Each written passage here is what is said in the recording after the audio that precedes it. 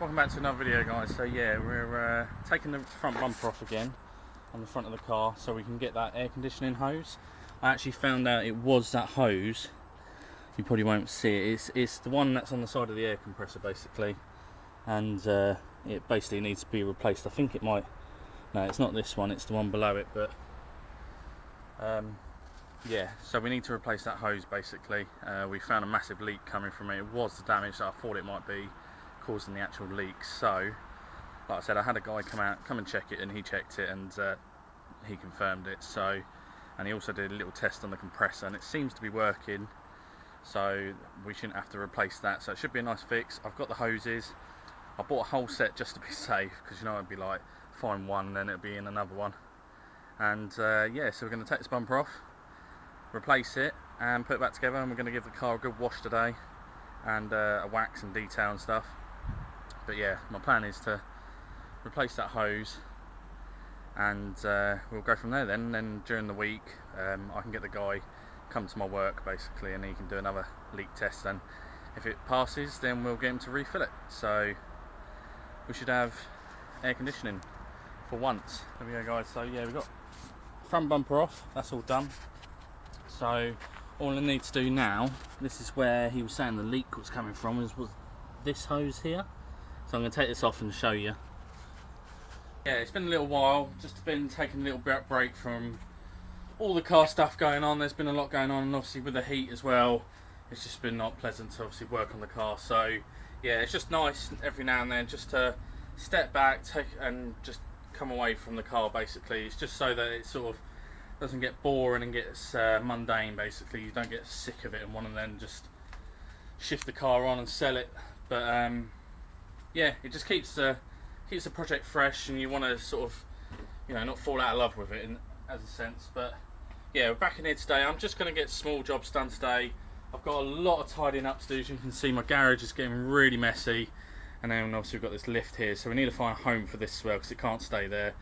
We've got a load of new tools as well, just cheapy odd sort of tools, nothing special, but just little essential items that just help with the odd and sod jobs basically. So yeah, we're just going to do a quick couple of videos today, just showing little pieces that I'm doing today. But first things first, I've taken the battery out of Rita, so we've got the battery out of there, and I've just noticed on here it's got a little indication light, just showing, because obviously it's, there you go, it says green obviously shows it's okay, obviously black with a lightning bolt showing it needs to be recharged, and then red with a red X, it then needs to be replaced. But as you can see, I can just see a hint of a green light in there. I don't know if the camera will pick that up, but yeah, we're going to put it on charge because I don't want this battery to go dead, and as you know, batteries aren't the cheapest of things. So yeah, so I've got my charger out. I'm going to put that on charge while we're doing some other jobs, and go from there basically.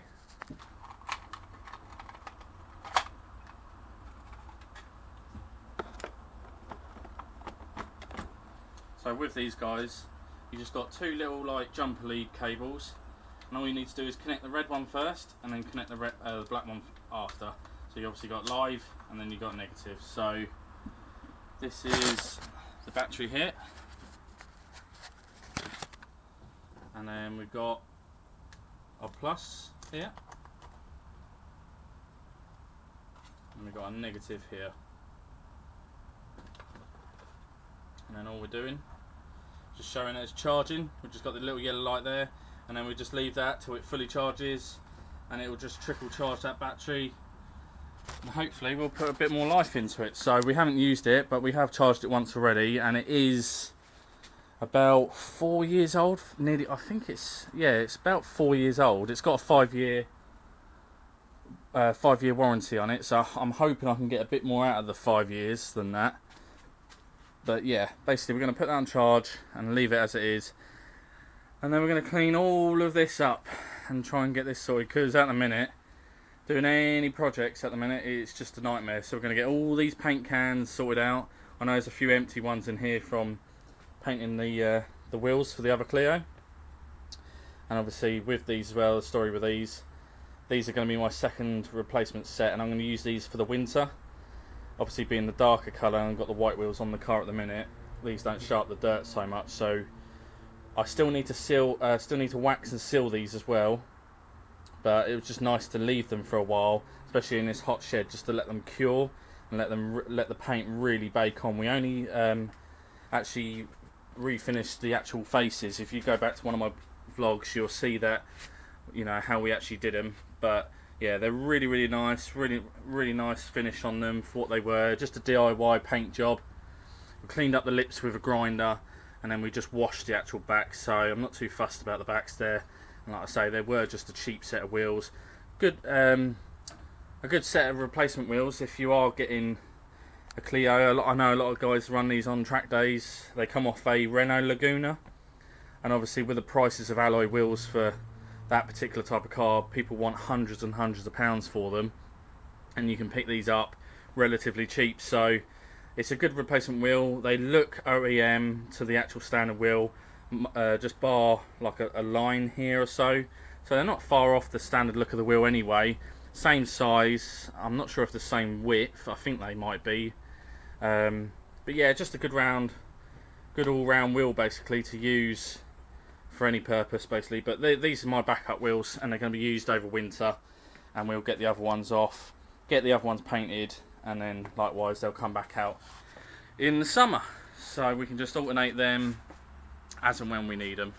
But like I say, yeah, third time anyway, we're just going to clean up this side here. I'm really putting it off, you can tell, can't you, because I don't want to be doing it in this heat. It is stupidly hot, but it needs to be done. So we're going to tidy this up now and go from there.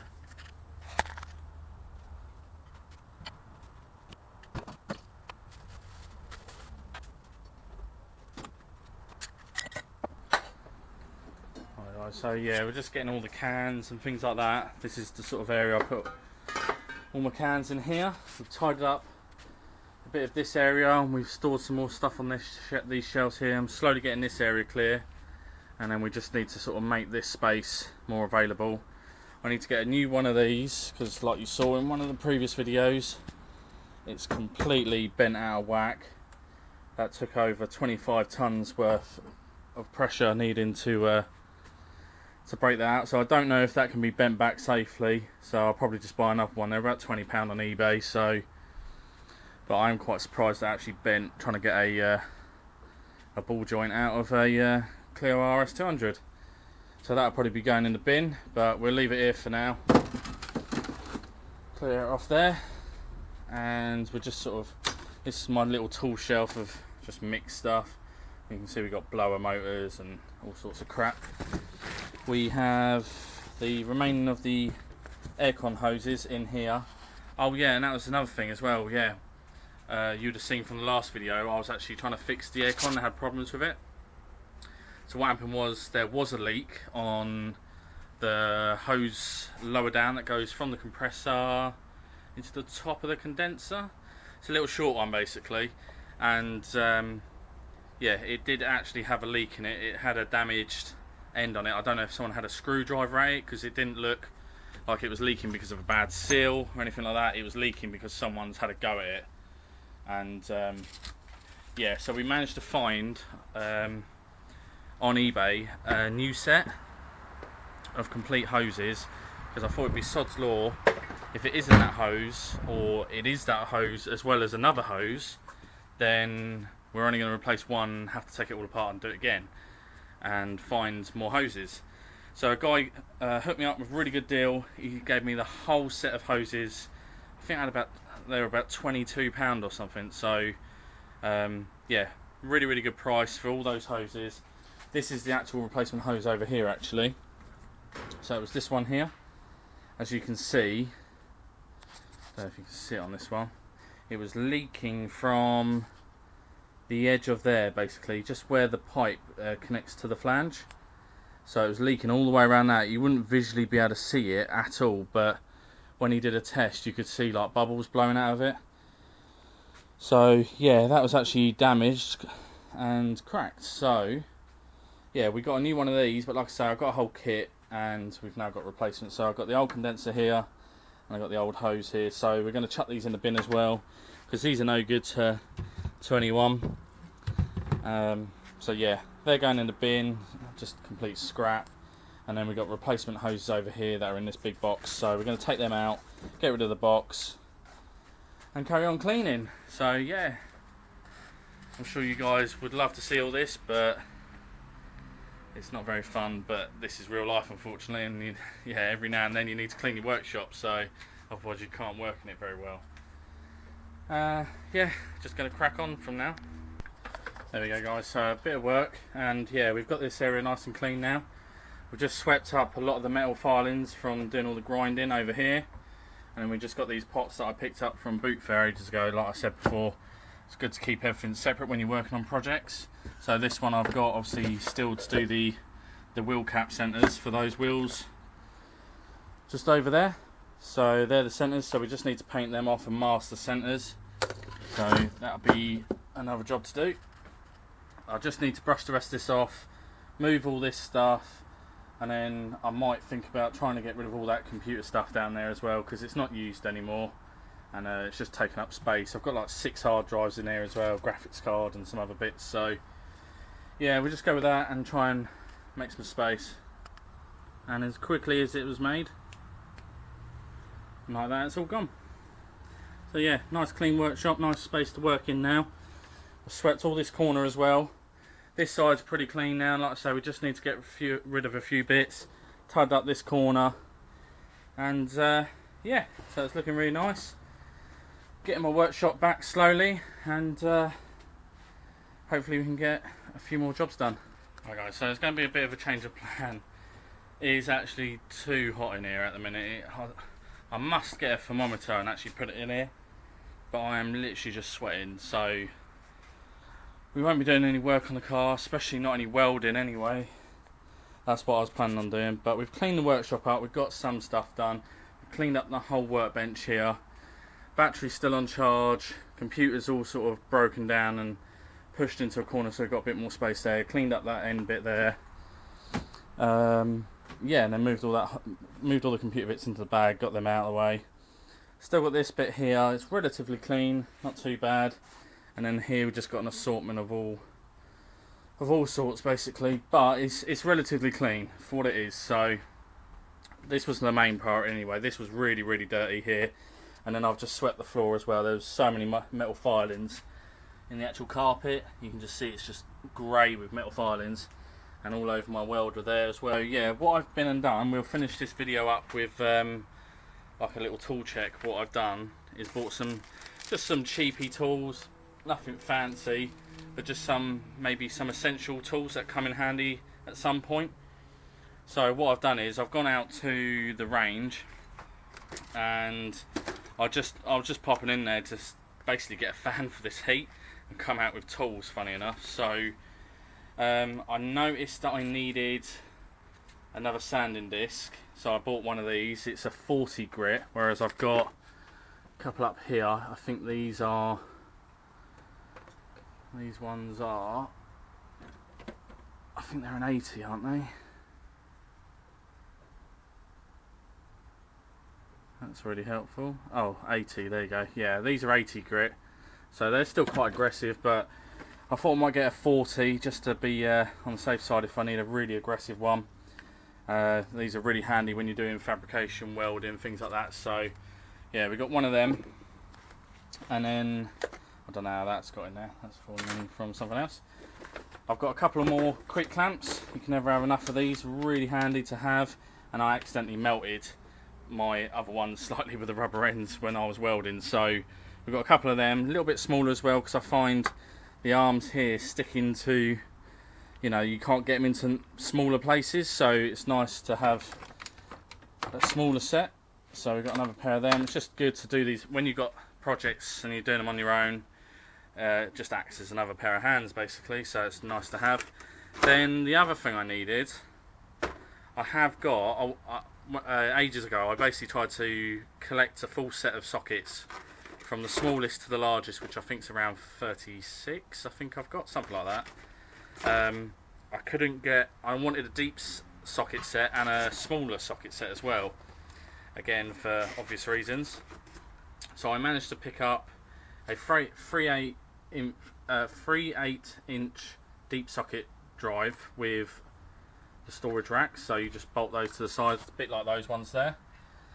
They're carbon steel, nothing fancy, but they're size 10 to 19, so there's good sizes on there. And then I went for the 1/2 inch drives from 13 to a 24, and they're obviously long deep sockets as well, so really handy to have. I did need these at one point for a couple of jobs, but I managed to get around them with like a spanner, just using one of those. It was a bit long-winded, but it was the only thing I had at the time. I've got some really long cable ties. You can never have enough cable ties for things, just in case, so I've got some of them. It's always one of those things that you always need them, and then right when you need it, you haven't got it. So I also needed a semi-decent hammer. I have got some hammers, and I've got a club hammer, but I wanted a slightly better hammer, so I've got one of these. So it's not too bad, feels pretty good, handle feels really nice. And then I went and got a smaller sort of, well, they call it, what was it, a cross hammer or something, cross pine hammer. And I just found that obviously with that tip there on the end there, you can shape any steelwork that you're working with a little bit better than a round edge, so I thought that'd be quite handy to have again when I'm doing any of this fabrication work.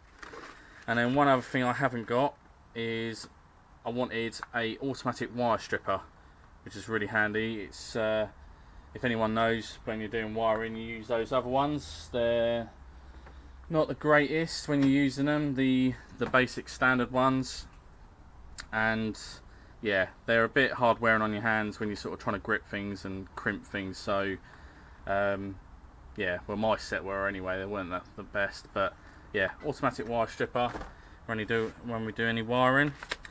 And then last but not least, we have a digital multimeter. So yeah, I've wanted one of these for a while, and just again something I wanted to buy but just didn't get around to buying, and I thought this would be really handy to have in the workshop doing any electrical work.